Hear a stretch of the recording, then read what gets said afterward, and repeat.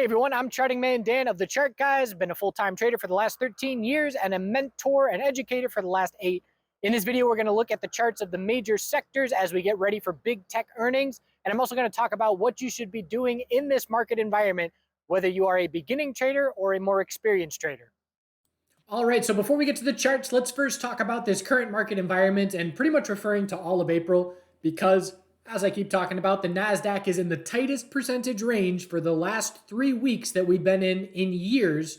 And that means there is a lack of opportunity. There's a lack of trading opportunity. So if you are a newer trader, this is a gift. This is the market saying, hey, we're going to press pause and allow you to catch up and have a month of education. And you can put in time during the trading day without missing a whole lot going on, without feeling FOMO, and be putting in that education and some of that practice. And to be ready when the opportunity presents itself for significant volatility, that you have a bit more experience under your belt in terms of education and, again, practice. So slow market environments, if you are in your first couple years of trading, it's a gift to, again, allow you to catch up. If you are a more experienced trader, you're bored right now, without a doubt. This is the kind of month where you just take the month off, and that's perfectly fine. And you want to be focused on more volatile names. There are periods when we have everything doing the same thing. Remember when we were, all fear? Everything was dropping to the same magnitude on a daily basis. And when we were in the V-shaped bounce off the CVID lows, everything was going up the same amount. And the market was doing the same thing as a whole. While we're trading sideways here, we're chopping around. Amazon's breaking out for a couple days while Apple consolidates. Apple sees a bounce while Amazon consolidates. There's a lot of this back and forth action and rotation going on between individual names in the same sector and the major sectors. If I were trading SPY right now, I would again be doing nothing and extremely bored. But it's because I'm focused on the more volatile names like AI, Riot, MARA, the names related to crypto and the more developing sectors that have lower market caps and higher volatility. There's still opportunity there. As far as the larger cap names that still have volatility, Tesla, of course, after earnings, NVDA still has a good bit of volatility every day. But again, you've got to seek out that volatility, because if I'm looking for a 1% gain on the day for my trade and the instrument that I'm trading is only moving 1.4% on the day, then I've got to nail the top and the bottom. Whereas if I'm looking for 1% and my instrument is trading 5%, I'm just looking for that meat in the middle. I don't need the top. I don't need the bottom. There's plenty of opportunity for me to get my piece of the pie. So the main thing is trading less in this market environment. The last 3 weeks, if you look at any 3-week period in the last 3 years, this has been this is the week to not be trading, or the window of 3 weeks to not be trading out of any time in the last 3 years. And we know that's going to change, and it's probably going to change with a catalyst from big tech earnings. We've got Google and Microsoft tomorrow. We've got Meta Wednesday, Amazon on Thursday, but maybe not. We have to see. And we just have to, again, recognize the market environments and adjust our trading styles and activity to those changing market environments. That's an essential skill set to have, to recognize how you should be trading in certain market environments, because the market environments are always cycling and shifting, and we adapt to those conditions. So I know for me personally, I'm taking way less trades in April. I'm taking less day trades. I'm focusing a little bit more on swing trades. But even then, the amount of trades that I've taken this month, probably the lowest in the last few years. So, SPY, daily higher low set at 410.27. That's now my benchmark level in the short term. My simple statement, if SPY is holding 410.27, the bulls have absolute complete control. We've held daily EMA 12 support 3 days in a row.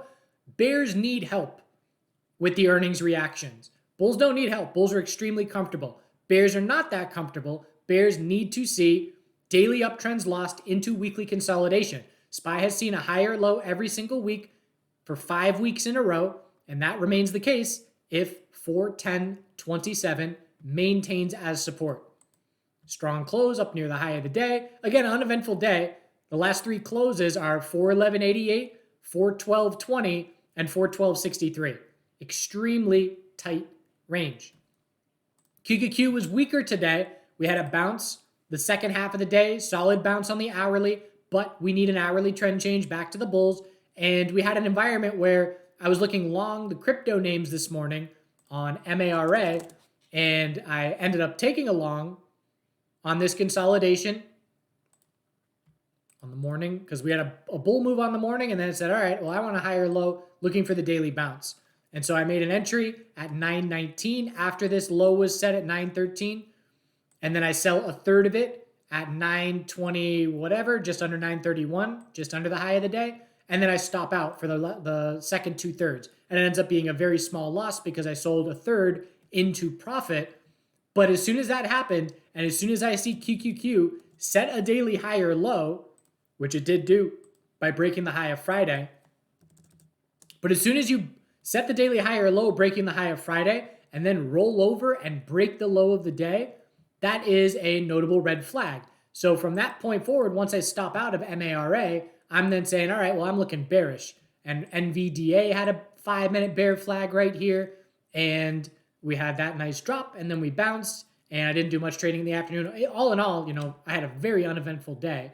But the NASDAQ bears are continuing to keep our attention because that's clearly the weakest major sector that I'm following. I am watching this NASDAQ 4-hour futures falling wedge-like pattern because we keep having a bear break into a bounce, bear break into a bounce, bear break into a bounce, bear break into a bounce. That's the definition of what we look for on a falling wedge is bear exhaustion. But again, it's going to be earnings which dictate things. If Google and Microsoft both go bearish on their earnings reaction, we're going to look for QQQ to break the recent daily support and start more convincing weekly consolidation. If both are bullish, we're going to look right back up at the double top to test that high. And if one is bullish and one is bearish, we're going to stay range bound until we eventually break later on down the line. But I'm definitely open to potentially continuing tightening up, as boring as it may seem, continuing to tighten up over the next few days while we go through these earnings. SMH, staying a weaker sector, hitting fresh lows. So we've been grinding down with lower highs and lower lows while other sectors are trading sideways. So if we're taking all of the sectors that we look at here on a daily basis, then we are clearly choosing SMH as a lead bear because no other name hit the lowest level that we've seen in 5 to 6 weeks at this point. Just a heads up, we're going live. I'm going live tomorrow morning on this YouTube channel, public at 9 a.m. Show you a bit of how we go through the pre-market setup as well as analyzing the market once it opens, a bit of an open house for our live streams we do on a daily basis. Let's hope it's not boring. So SMH, lead bear.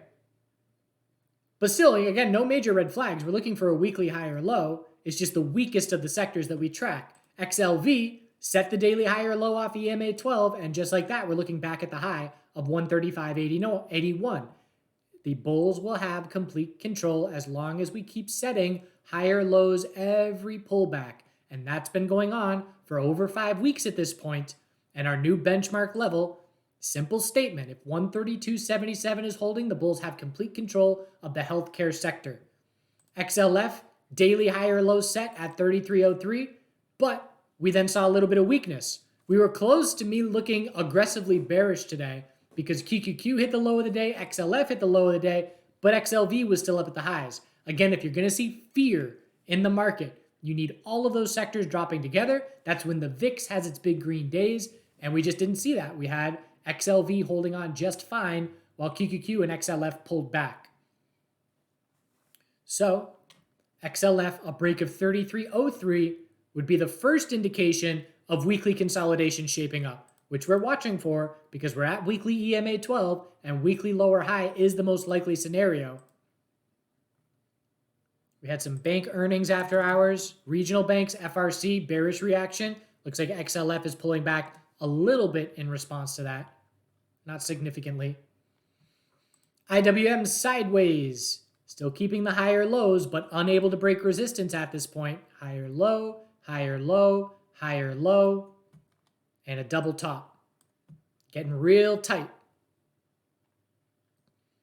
So I'm either looking for a break of 175.86 for a clear bear break, or the double top for the first daily uptrend in over a month. Biotech sector was weak today.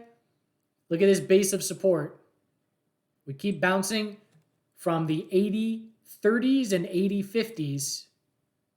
So 80.35, 80.39, 80.56, 80.58, 80.54. So there is a support zone here that is trying to hold. And we got a nice sideways range coming from the bull break. And daily EMA 12 support is catching up. The biotech sector bulls are positioned well if IWM can break its tight range bullish. If we didn't have earnings right now, I'd be a bit more aggressive as a bull. And that's just because I just keep seeing bulls buying dips and holding control. I keep seeing a whole lot more people bearish than bullish on social media with where the ranges we've been trading in over the last few weeks. And I just see a setup where we, clearly break to a higher high. Whether, that gets any follow through or not remains to be seen, but at least triggering stops that are based around these resistance levels right overhead. But again, earnings can definitely go either way. So I'm back to flat, waiting for the reaction. And otherwise, I would definitely be keeping my bull lean. AI, so AI broke the key support zone at $20. And this was a nice short trade on Friday, just the break of 20. Saw 1% follow through instantly. And then we had a downgrade this morning. Not surprising that the bears put out a downgrade once we get to an area with no support. So we sliced through it. And I am looking for a monthly high or low on AI, but it's a lead bear with clear hourly and daily downtrend. So this is one of the volatile names that I keep an eye on for trading. Very wide ranges, 10-15% in a day. And again, a lack of support. I'm looking down at after 1746, 1620 is the next level I'm looking at. And I'll be looking for a daily lower high to be the result of the next bounce once we see one. Crypto names, definitely looking for a daily bounce in the short term. MARA trying to shape it up today, but unable to do so. And I'll be then scouting a daily lower high eventually there as well. But looking for a bounce in the short term as the bears have had full control for the last week for a 30% pullback or so. So these are a couple of the names where I look for the daily volatility. The dollar had a bear break, so the daily downtrend remains intact and very clear. Lower high, lower high, lower high. Now it's just a question of, do we break the double bottom and hit the lowest level in over 5 months? Or can the bulls shape up an inverse head and shoulders and confirm the first daily uptrend in 5 months? And there's no sign of a daily high or low just yet. If you are a market bear, you need to see the dollar confirm a daily uptrend, or you are uncomfortable. Because if the dollar rolls over and breaks these supports, that's going to increase the probabilities that the bulls can test their resistance. Gold, daily inside bar, keeping the weekly consolidation very healthy, and that will remain the case as long as the dollar is in a daily downtrend. Silver is holding, daily EMA 12 grinding sideways. The miners, daily inside bar, but trying to set a weekly high or low. So the metals and miners still look fine. That will change, in my opinion, if the dollar confirms a daily uptrend. But again, that's a big if. And I'll be looking for weekly bull flags in the metals and miners if we see the dollar break the double bottom of support. Oil, looking at the June contract of CLM. So CLM 2023, daily bounce underway. Finally broke the stair-step pattern. We had a lower high every day for 7 days in a row. Now the question is, can the bears confirm the daily downtrend for the weekly consolidation to become significant? If that's it for the weekly consolidation, it's pretty healthy, and we're looking for the high or low. We're going to look for the high or low regardless. It's just a question of how much do we retrace before the weekly high or low is set. And that's going to help us determine probabilities of confirming a trend change or not. The more we pull back, the more retracement we pull back, the less likely for the trend change. The less we pull back, the more likely for the trend change. Natural gas, daily high or low is set. We now have a new must-hold level, and that is 211.8 on Nat Gas USD. And if we confirm the first daily uptrend in 5 months, it'll be notable. So if you're looking at Boyle, the must-hold support and the level that I personally would be using as a stop is 326. And we must break 382 for the first daily uptrend in 5 months. Definitely keeping an eye on natural gas this week. Now that we have the first, this is the most meaningful attempt at a daily trend change that we've seen in a while. So it has my attention. All right. Hit the brakes, pause, study up, explore different trading styles, strategies, long-term investing styles, dividend stocks. This is the time to be putting in the time of educating yourself and moving forward with your knowledge base while not missing much going on in the market. That will change. Volatility will pick up again, but not just yet. Appreciate you watching. Do good things. The potatoes are coming in nicely. I use these pots to just cover them to protect them from frost damage. The plants will survive fine, but it'll set them back a good bit if their leaves all freeze.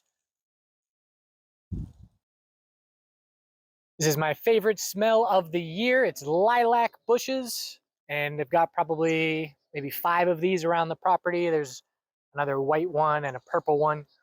It's going to get down to freezing tonight, so hopefully it doesn't kill these flowers, but they're just starting to open up.